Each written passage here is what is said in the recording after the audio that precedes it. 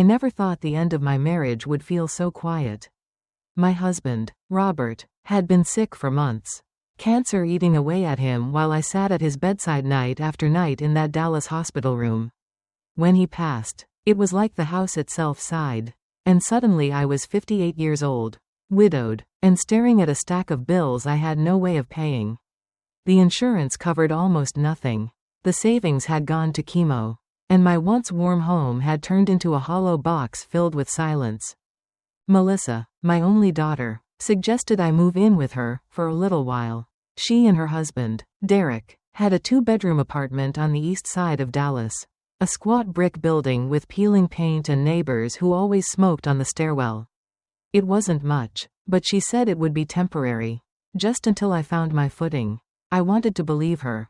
I wanted to believe my daughter's home could be mine too. At least for a while. The first week, I tried to be invisible. I folded laundry, washed dishes before anyone asked, made casseroles the way Robert used to love, though Derek barely touched them. He was a man who wore too much cologne and liked to remind everyone he worked in finance. Though as far as I could tell, that meant a shaky sales job and a lot of late nights out. He looked at me like I was clutter. Melissa didn't defend me, she just kept her eyes on her phone when Derek sighed and made comments about too many shoes by the door, or extra lights left on. It didn't take long for the tension to sharpen.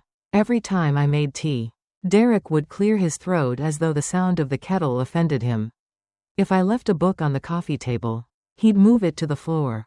The air felt thick with unspoken rules, and Melissa floated between us like a ghost, pretending not to hear when he muttered about extra mouths to feed. One evening, the truth snapped loose. I was sitting at the small kitchen table with my cup of chamomile, staring out the window at the orange smear of the Dallas sunset. When Derek came home, he tossed his keys on the counter and looked at me like I'd broken into his house. "You know this can't go on," he said, not even bothering with a hello. Melissa followed him in, carrying grocery bags, her face tight. "Derek," she started, but he cut her off. "No, she needs to hear it." He leaned on the counter, eyes locked on me. "We can't afford this. I didn't marry into a package deal. I married you, Melissa, not your mom. I'm not paying to feed and house an extra body. It's not sustainable." The words landed like bricks in my chest. Extra body, not sustainable. Melissa set the bags down and rubbed her forehead. She wouldn't meet my eyes. "Mom, maybe just for now. It's better if you find somewhere else. Derek's under a lot of pressure." Pressure. The word twisted inside me like a knife. Robert and I had raised her with every ounce of love we had. I remembered the ballet recitals, the scraped knees, the late-night talks about high school crushes. And now, when I needed her most, she let her husband talk about me like I was an overdue bill. I packed that night, 2 suitcases, one with clothes, one with photo albums and Robert's old pocket watch. That was all I could carry. I left behind the casserole dishes, the quilt I'd made Melissa for her wedding, the potted plant I'd kept alive for years. When I wheeled those suitcases down the cracked sidewalk, neighbors lingered in the stairwell. Mrs. Harper, the woman from 2B, whispered something to her husband as they watched me struggle. I caught words like burden and pitiful float through the air. My face burned hot, but I kept walking. That first night, I stayed at my friend Carol's place across town, curled up on her pull-out sofa while her dog barked at shadows. I told her it was just temporary, that Melissa and I had had a misunderstanding. But when I closed my eyes, I kept hearing Derek's voice calling me an extra mouth to feed. The second night, I stayed at Linda's, another old friend. She offered wine, but it only burned in my throat. I couldn't shake the humiliation. People I'd known for years were suddenly my lifeline, while my own daughter wouldn't look me in the eye. By the third night, I ended up in a roadside motel off I-35, the kind with flickering neon and stained carpets that smelled of bleach. I sat on the sagging mattress with my suitcases at my feet, listening to the hum of the vending machine outside. My reflection in the mirror across the room looked older than I remembered, gray hair messy, eyes swollen from crying. I thought about Robert. He'd always said family was forever. But forever had unraveled fast. My daughter chose silence. My son-in-law chose cruelty. and I was left with a $20 room key and nowhere else to go. Neighbors whispered. Friends looked at me with pity. I carried shame like a second skin. Walking into diners with my suitcases in tow. Feeling every set of eyes track me. I told myself it was temporary. But deep down, I wondered if I'd been erased from my own family story. That night in the motel, I pressed Robert's pocket watch into my palm until it left a mark. I swore to myself that this wouldn't be the end. That somehow, I would carve out a place for myself again. But in that moment, alone with the hum of the broken air conditioner, all I felt was the sharp sting of betrayal and the hollow ache of being unwanted. The motel walls were paper thin, and every sound from the next room carried straight into mine. A couple argued about money, their voices muffled but sharp. A TV blared some late-night infomercial promising riches from flipping houses. I lay there staring at the ceiling, wondering how far I'd fallen that the sound of other people's chaos felt more comforting than the silence of my own. On the fourth night, I dragged my suitcases onto the bus and ended up downtown, where the library stayed open late. I didn't go there for books, I went because it was warm, quiet, and no one asked questions if you sat at a table pretending to read. That's where I opened the old cedar box I'd carried since Robert's funeral. The one with my mother's faded photographs and keepsakes. I hadn't looked at it in years. But that night, with nowhere to belong, I thought maybe her memory could anchor me.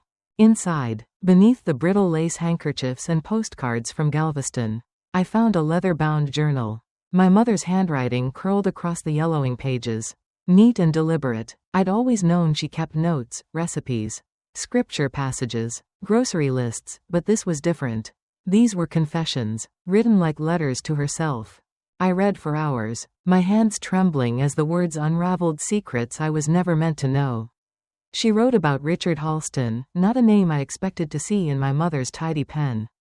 Halston wasn't just anyone. He was a Texas oil man. The kind of legend you only heard about in whispers. He'd built empires, donated to museums, even had his name on half a dozen buildings in Houston. My mother wrote about meeting him in the 1960s, long before I was born. Their affair was hidden, hushed. She wrote about his charm, his promises, and the child she carried afterward, me. I froze when I read the line, "Teresa will never know her father." Not the way the world knows him.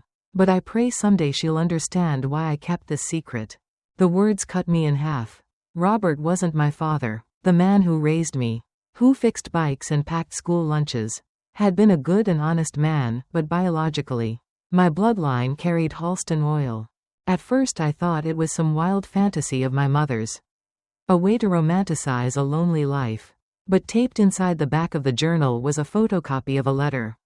Notarized, signed by Halston himself. It acknowledged provision for Teresa and mentioned a trust, handled quietly by an attorney named Samuel Cohen. I sat in that library until the janitor tapped my shoulder and told me they were closing. I shoved the journal back into the cedar box and carried it like a bomb through the empty streets. My hands shook as I dialed the number listed on the letter. Amazingly, the office still existed, though the receptionist told me Mr. Cohen was retired. She paused, then said he still came in twice a week for special matters. The next morning, I found myself walking into an old brick building downtown. The plaque by the door read Cohen and Associates, attorneys at law. The office smelled of leather and dust. Behind a massive oak desk sat an elderly man with silver hair slicked back, a gold watch glinting on his wrist. "Mrs. Halston's daughter," he said, as though he'd been expecting me. "I wondered when you'd find me." My knees nearly buckled. I hadn't given my name. He gestured for me to sit. His voice calm, steady. "I was your father's counsel for over 40 years. Richard set up a series of trusts, off the record. He wanted to provide without drawing headlines. He feared scandal more than anything. But he was not without conscience." He opened a drawer and pulled out a thick manila folder with my name typed neatly across the tab. Seeing Teresa Caldwell printed there made me feel like I'd stumbled into someone else's life.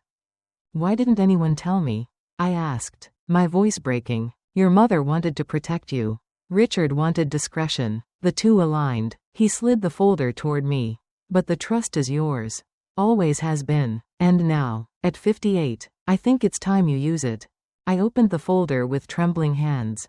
Bank documents, statements, property holdings, the numbers didn't even look real. There was enough there to erase the humiliation of the past weeks 1,000 times over. Enough to never have to beg for a place to sleep again. I cried right there in his office. Tears streaking down my cheeks as Mr. Cohen poured me a glass of water and waited for me to steady myself.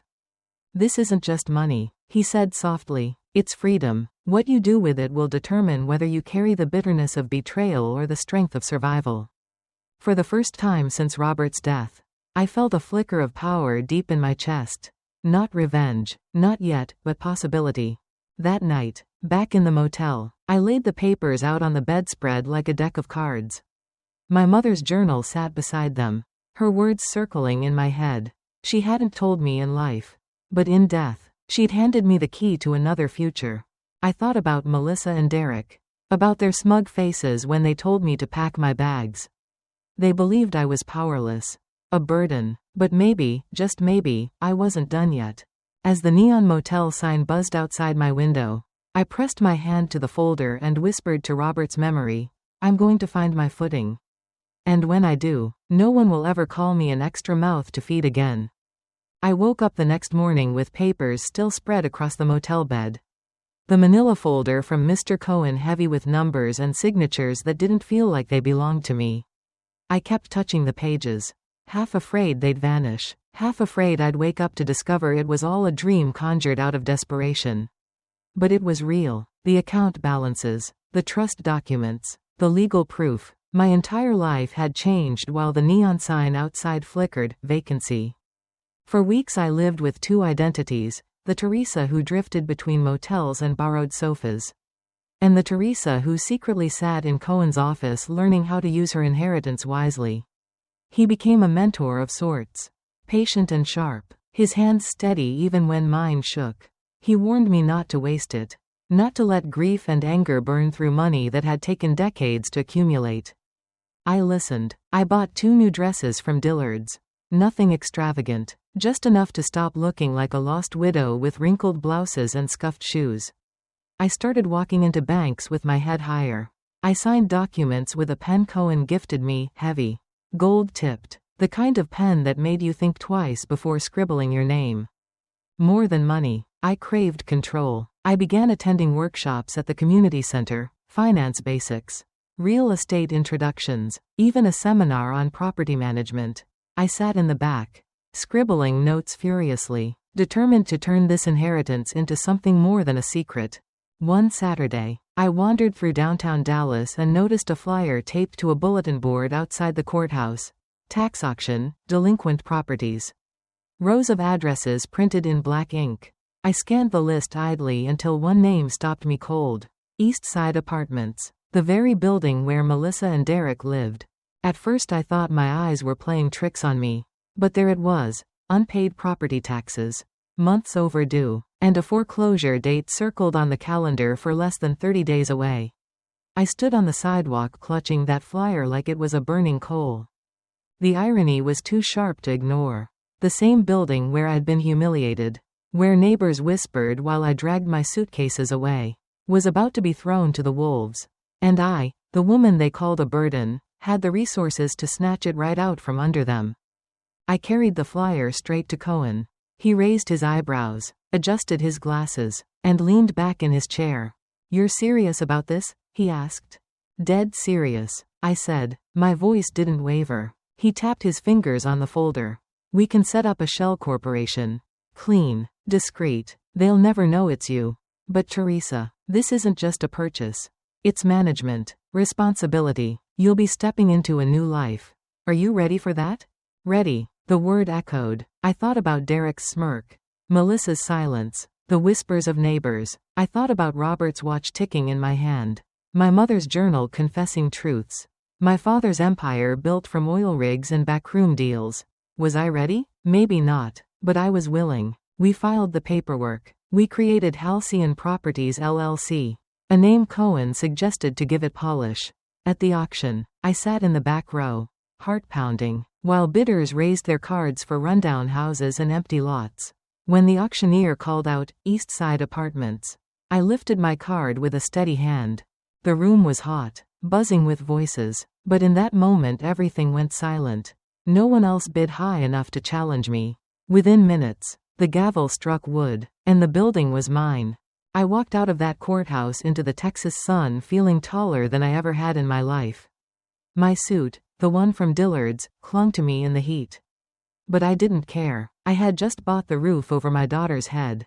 And she had no idea. That night, I checked into a better hotel, not a motel with buzzing lights and peeling wallpaper, but a place with crisp white sheets and room service that brought me coffee in porcelain cups. I stood by the window overlooking the city, watching the headlights stream down I-30. And for the first time since Robert's death, I felt alive. The transformation wasn't overnight, but it was steady. I hired a property manager to teach me the ropes. I studied lease agreements, maintenance schedules, tax codes. My nails, once bitten to the quick from stress, grew neat and polished. I started carrying a leather planner filled with appointments, no longer drifting but moving with purpose. I thought about Melissa often. Did she notice the cracks in her marriage widening? Did she hear Derek's voice grow sharper when the bills piled up? She didn't know her mother was now the owner of the walls surrounding her. The one paying for the repairs. The one signing the deeds. Sometimes I drove past the building at night, parking a block away, just to stare at the lit windows. I imagined Melissa folding laundry, Derek with his beer on the couch. The same life continuing without the faintest clue that I held the deed in my purse. It wasn't revenge, not yet. It was preparation. It was the slow burn of justice waiting for its cue. One evening, Cohen invited me to his home for dinner. His wife served brisket and sweet tea. And after dessert he looked at me across the table and said, "Teresa, you've been given a chance few people ever get at your age. Don't squander it on bitterness. Use it to rebuild yourself." I nodded, though in my heart I knew bitterness and justice were sometimes hard to separate. Still, I slept that night with the deed on the nightstand beside me. A quiet reminder that I was no longer the woman who left with 2 suitcases. I was the woman who had bought the building. And soon, Derek and Melissa would learn just what that meant. The deed sat on my desk like a loaded gun. But I didn't fire it right away. Cohen advised patience. You don't announce ownership with fireworks. He said, you let the system do the talking. So that's what I did. The first step was subtle. New stationery bearing the name Halcyon Properties LLC. I signed the leases with my hand steady, stamping them with the authority that had once seemed unimaginable. The building now answered to me, though none of the tenants knew it. For weeks, I watched from the shadows. I drove past on evenings when the sun dipped behind the skyline. Headlights bouncing off the faded brick. I saw Melissa carrying grocery bags up the stairwell. Derek slamming the car door after a long night, his tie loose and his face sour.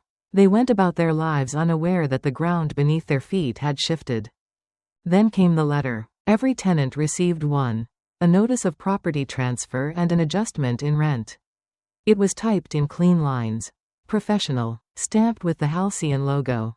The words were matter of fact. Nothing personal. But buried in the middle paragraph was the truth that made Derek's face turn crimson when he first read it. Rent will increase effective immediately. Adjusted to current market rates, approximately 3 times the previous amount. I knew it was legal. I knew the numbers were fair. Even if they stung. The building had been underpriced for years. The taxes neglected. The maintenance deferred. Raising the rent wasn't spite, it was business. But in Derek's eyes, it was betrayal. A wound inflicted by a faceless landlord he couldn't confront. Melissa called me 2 days later. I didn't pick up. She left a voicemail, her voice tight and panicked. "Mom, something happened. They're raising our rent. Triple." Derek's furious. "We don't know what to do. Please, just call me back." I sat in my quiet apartment, my new apartment, downtown with a balcony overlooking Main Street, and listened to her words. For a moment, my hand hovered over the phone. The old instinct to comfort her tugging at me. But I let it ring into silence. She had chosen her side when she let Derek toss me out. Now she had to sit with the consequences. Word spread fast among the tenants. Some grumbled, some scrambled to find other places. Some paid quietly. Derek wasn't quiet. He ranted to neighbors in the stairwell. slamming his fists against the peeling rail. "This is extortion," he shouted. "Some faceless landlord thinks they can bleed us dry? Not on my watch." But it was on his watch. And there was nothing he could do. Melissa looked pale when I saw her by chance at the grocery store. She was pushing a cart half empty, coupons tucked in her hand. She spotted me near the dairy aisle, and for a second her face lit up with relief. But then she hesitated, as if unsure whether she was allowed to approach. "Mom," she whispered, voice breaking, "we're drowning. Derek, he's so angry all the time. I don't know how much longer I can do this." I wanted to reach out, to pull her into my arms the way I had when she was a child. But I stopped myself. I couldn't reveal the truth, not yet. "Melissa," I said evenly, "sometimes life shows us what people are really made of. You'll have to decide what you're willing to live with." She blinked, confused, then nodded, biting her lip. I left her there in the aisle, torn between the daughter I loved and the lesson she needed to learn. At night, I sat by my window, watching the city lights flicker, thinking about justice. It wasn't the kind of justice Hollywood made movies about. There was no dramatic courtroom scene, no explosion of retribution. This was quieter, colder. Legal papers, rent adjustments, numbers typed neatly on white sheets. Silent justice. Derek didn't take it silently. He stormed into the property manager's office demanding answers.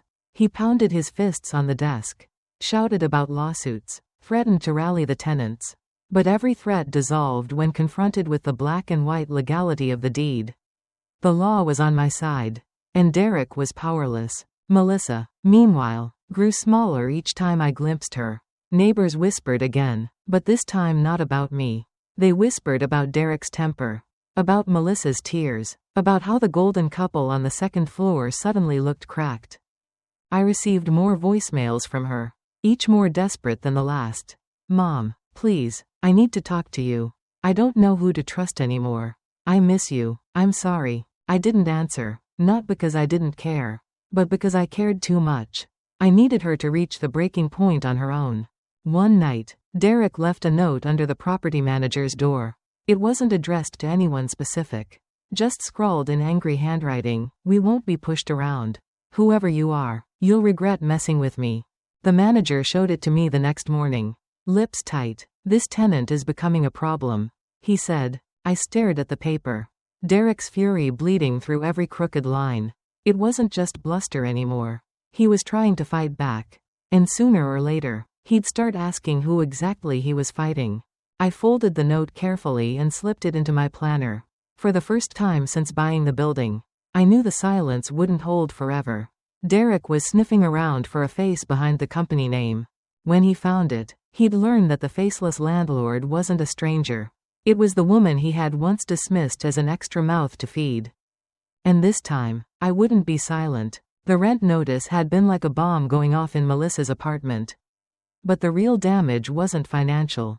It was emotional, creeping in like a crack in the dry wall that widened with each passing week.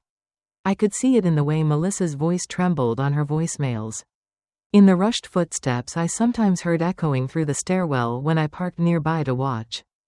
At first, her messages were practical. "Mom, the rent is impossible. We can't afford it. Do you know anyone we can talk to? Maybe you've heard of this Halcyon company?" She still assumed I was outside the storm, just another bystander who might sympathize. But as the weeks dragged on, her words grew softer, more fractured. "Mom, Derek, he's different now. Angrier. He drinks more. Last night he yelled so loud the neighbors called the super. I didn't know where to go. I wanted to call you, but I didn't know if you'd even answer." I sat in my apartment with my phone on the counter, listening to her broken words, my heart twisting with every syllable. My instinct screamed at me to run to her, to cradle her face the way I did when she was a child afraid of thunderstorms. But another voice, quieter, sterner, reminded me she had stood silent when Derek told me to leave. She had chosen his comfort over my dignity. If I rushed back too soon, she would never confront what he truly was. I let the messages pile up. Some lasted barely a few seconds, just her breathing into the receiver, too choked to speak. Others spilled over with apologies. "I should have stopped him. I should have told him no. I should have fought for you." Neighbors started to notice. 2. Mrs. Harper from 2B. The same woman who once whispered, "Burden," as I dragged my suitcases away. Ran into Melissa in the stairwell one afternoon. I was parked close enough to see their silhouettes through the dim hallway light. Harper rested a hand on Melissa's arm. And Melissa crumpled, sobbing in front of a woman who had mocked me. I felt no glee watching it. Only a hollow ache. My daughter was unraveling. Derek, meanwhile, doubled down. He left angry notes taped to the building's front door. Scrawling, "Landlord is a thief," in red marker. He ranted on the phone in the parking lot. Pacing like a caged dog. Muttering threats into the night air. His pride couldn't tolerate being squeezed. But he had no outlet except fury at Melissa and bluster at the world. One evening, Melissa finally showed up at my new apartment. She must have gotten the address from an old letter. I hadn't shared it with her. I opened the door to find her standing there with swollen eyes. Shoulders sagging under a too light coat. "Mom," she whispered, as though afraid the hallway walls might overhear. "I can't do this anymore." I stepped aside silently. She came in, sat at my kitchen table, and collapsed into tears. "Derek controls everything. The money, my phone, even who I talk to. He blames me for the rent increase. Like I have any power over it. She stopped, swallowing hard. "He's not who I thought he was. And I stood by him when he pushed you out. God, I'm so sorry." The apology hung in the air like incense. I wanted to believe it. To fold her into my arms and pretend none of it had ever happened. But forgiveness couldn't erase the nights I'd spent in motels. The shame I'd carried through whispering stairwells. "You made your choice, Melissa," I said quietly, "and now you're seeing what that choice costs." She sobbed harder, clutching her head in her hands. I thought I was protecting my marriage. I thought Derek would change if I just kept peace. But all I did was betray you. And now I don't even recognize the man I married. I poured her tea, chamomile. The same kind I'd sipped the night Derek threw me out. She wrapped her hands around the mug as though it were the only solid thing left in her world. "I don't know what to do," she whispered. "I feel trapped." Her eyes, red-rimmed and pleading, searched mine for rescue, and though every part of me wanted to shield her, I couldn't hand her an easy answer. "Melissa," I said, steady as stone, "the first step is admitting the truth. Derek isn't protecting you. He's controlling you. You have to decide whether you'll keep living under his thumb or reclaim your life." She nodded weakly, but I could see the fear still chained to her. Years of compromise and silence don't break in a single night. After she left, I sat alone at the table. Her tea mug still half full. I stared at the steam fading into the air, torn between fury and compassion. My daughter was breaking, not because of me, but because of the man she chose over me. And now she was finally realizing the cost of that silence. The next day, another voicemail arrived. Her voice was raw, broken. "Mom, Derek found out I came to see you. He screamed for hours. I don't know what he's capable of anymore. I'm scared." I saved the message, my hands trembling as I hit the button. The time for silence was ending. Derek thought he was fighting a faceless landlord. But soon, he would learn the face belonged to the woman he'd once tried to erase. And this time, Melissa might just be standing beside me. Derek had always been loud. But lately his fury had sharpened into something darker. The property manager forwarded me another one of his letters, this time typed. Filled with threats dressed as demands. "We will not be intimidated. Whoever you are, stop hiding behind lawyers. Face me like a man." He didn't know that the person he wanted to face wasn't a man at all. It was me. Cohen urged caution. "He's unstable. He's cornered. A man like that will lash out." But I was tired of shadows. Tired of silence. Melissa's voice on those voicemails, broken, pleading, told me Derek's poison was seeping deeper by the day.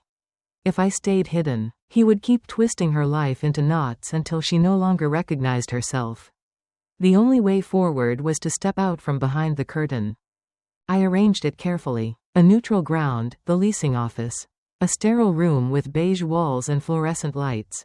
I told the manager to invite Derek and Melissa to discuss options. Cohen sat beside me, his briefcase snapped shut. Ready. My heart pounded, but my spine stayed straight. The door opened, and Derek swaggered in first. His tie was crooked, his eyes bloodshot, the smell of whiskey clinging to him. Melissa trailed behind, pale and nervous, her arms wrapped tight across her chest. Derek froze when he saw me sitting there. His jaw worked like he was chewing gravel. What the hell is this? I stood slowly. It's me, Derek, the extra mouth to feed. The burden you tossed out. Melissa gasped. Her hand flew to her mouth. Mom, you? Cohen slid a folder across the table. Mrs. Caldwell is the sole owner of Halcyon Properties LLC. Legally, this building belongs to her. Every rent check you've written since March has gone directly to her company. Derek's face went red, then purple. He pointed at me, spittle flying. This is a sick joke. You think you can play games with me? You. Sit down, I said, my voice sharp as glass. He blinked, startled. I'd never spoken to him that way. Melissa's eyes widened, as though she was seeing me for the first time. I slid the rent notice toward him. This isn't a game. It's business. You wanted me gone because I was an inconvenience. You never once thought I might be more than the widow you shoved out the door. Well, Derek, I'm not just a mouth to feed. I am the landlord, the owner, and I hold the deed to every brick around you. Melissa sat trembling, her gaze darting between us. Is this true? She whispered. I nodded. Every word. Derek's fists clenched. He leaned forward, veins throbbing in his neck. You think this makes you powerful? You think you can humiliate me in front of my wife? Humiliation, I said evenly, is watching your mother walk out with 2 suitcases while your neighbors whisper. Humiliation is sleeping in motels while your daughter keeps quiet. What you're feeling now is a fraction of what you gave me. For a moment, the room was silent except for Melissa's ragged breathing. Then Derek exploded. You won't get away with this. I'll fight you. Cohen opened his briefcase and slid another document across the table.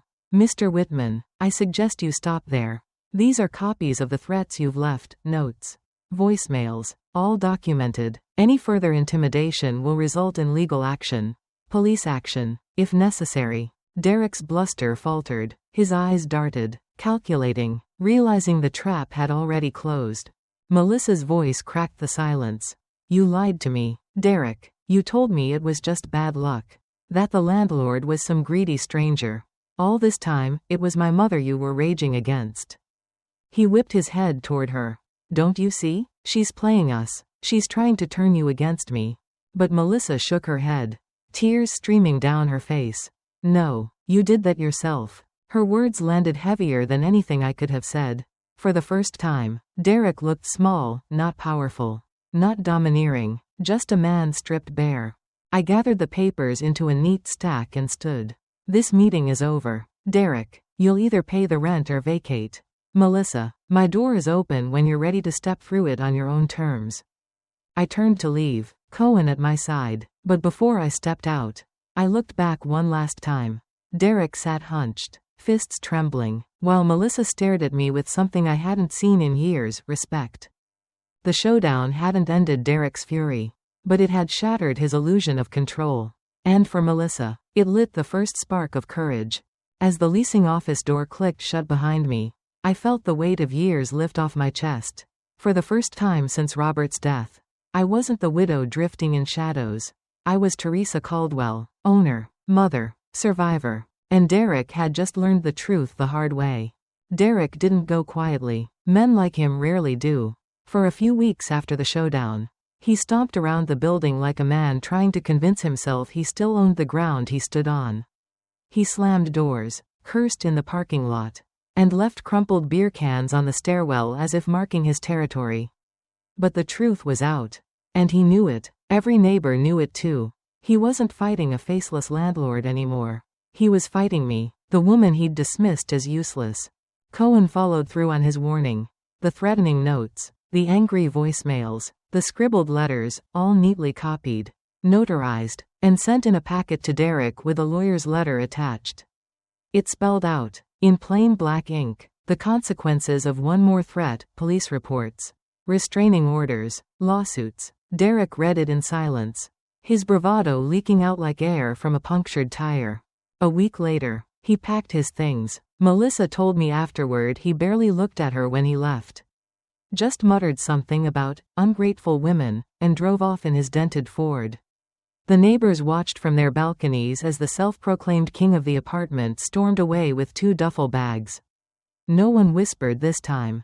They just shook their heads. Melissa moved out soon after. She came to my new apartment carrying boxes that seemed far too light for the weight she bore. Her eyes were rimmed red, but her shoulders looked straighter than I remembered. I don't know who I am without him, she confessed, standing in my kitchen, but I think I'm ready to find out. I didn't rush to forgive her. Forgiveness, I had learned, wasn't a gift you handed over freely, it was a process. A path both people had to walk. But I let her stay a few nights. Let her sip coffee with me on the balcony. Let her remember what it felt like to be safe. Slowly, we began to talk, not about Derek, not at first, but about little things, recipes, memories of Robert, the places we used to visit when she was small. She cried often, guilt spilling out in waves. I stood there and let him humiliate you. I'll never forgive myself. Melissa, I told her gently, you don't have to stay in that guilt forever.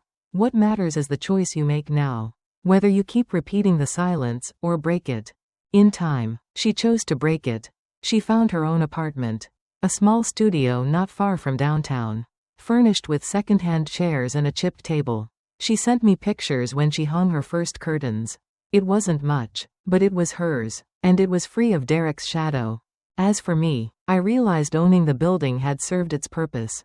It wasn't wealth I craved anymore, it was closure. I called Cohen and told him to put it on the market. Within months, the East Side apartments were sold, and the profit landed squarely in my account. Enough to change the course of my life again. But money without meaning is just paper. So I walked into a women's shelter one bright morning, carrying a cashier's check folded inside my purse. The director, a tired but kind woman named Gloria, nearly dropped her coffee when I slid it across the desk. This will keep our lights on for years, she whispered. I thought about Melissa's tear-streaked face, about the women I'd seen dragging suitcases into motels at midnight, and I knew it was the right choice. With the rest, I bought a small house on the outskirts of Dallas.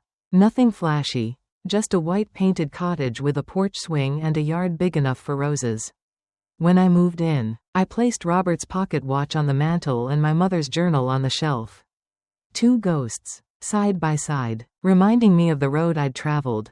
Sometimes Melissa visits. We sit on the porch swing, the Texas heat pressing down while cicadas hum in the trees. She talks about night classes she's taking, about dreams of becoming a teacher, about starting fresh. I listen, proud but cautious, careful not to smother her with the protection she once rejected. She needs to build her life on her own terms now. Do I forgive her? The answer is complicated. I forgive the girl who was afraid, who thought keeping peace meant keeping silent. I forgive the daughter who forgot her mother's worth for a season. But I don't forget. Forgetting is what allowed me to be erased in the first place. Remembering is how I protect us both from ever repeating it. As for Derek, I heard through neighbors that he bounced from job to job, his temper chasing him like a shadow he couldn't outrun. I don't care where he ended up. He no longer holds power over me or my daughter.